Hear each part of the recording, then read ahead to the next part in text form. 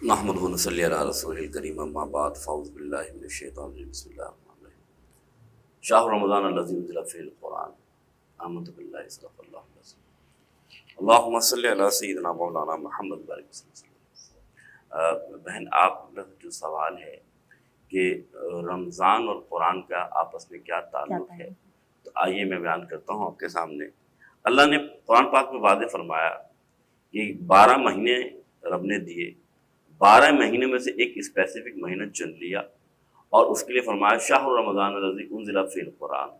हमने रमज़ान में, शहर कहते हैं महीने को, हमने रमज़ान के महीने में कुरान नाज़िल किया। क्यों किया?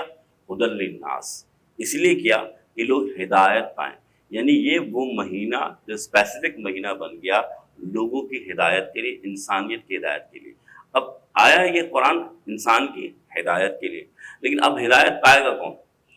आबादी। तो फिर आइए रमज़ान का ताल्लुक क्यों? फरमाए या अय्युहल्लज़ीना आमनू कुतिबा अलैकुमुस्सियाम कमा कुतिबा अलल्लज़ीना मिन क़ब्लिकुम लअल्लकुम तत्तक़ून। ए ईमान वालों, तुम पर रोज़े फ़र्ज़ किए जैसे पिछली उम्मतों पे फ़र्ज़ थे। क्यों फ़र्ज़ थे? कि तुम परहेज़गार बन जाओ, मुत्तकी बन जाओ, तक़वे वाले बन जाओ।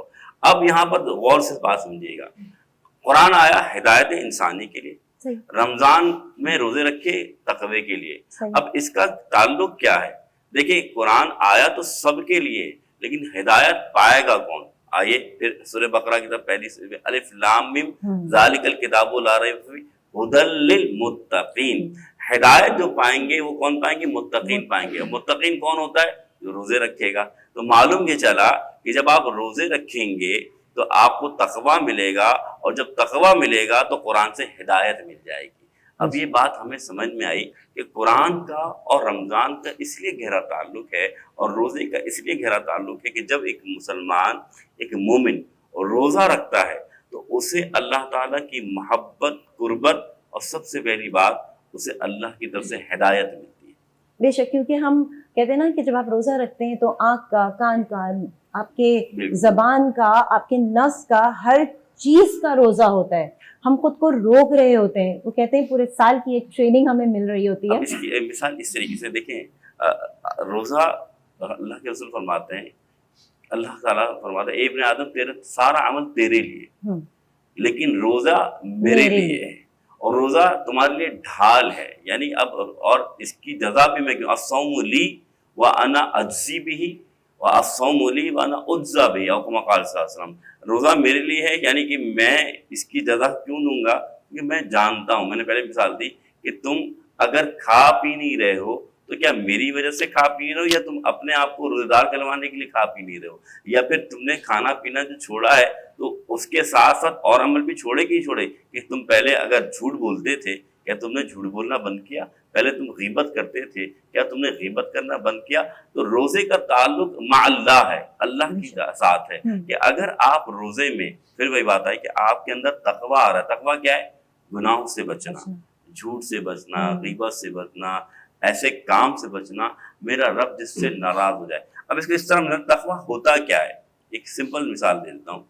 बंदा वहां मौजूद हो जहां रब चाहे, बंदा वहां मौजूद ना हो जहां रब ना चाहे, इसे तकवा कहते हैं। सिंपल सी बात है कि रब चाहता है कि बंदा झूठ वाली जगहों पर ना हो, बंदा गुनाहों वाली जगहों पर ना हो, बंदा गलत काम ना करे, बंदा वहां से बचे। इस बचने का नाम ही तो तकवा है। और रब चाहता है बंदे अच्छे काम में लगाए, इसी का नाम तकवा है। तो आप ये कैसे पैदा होगा?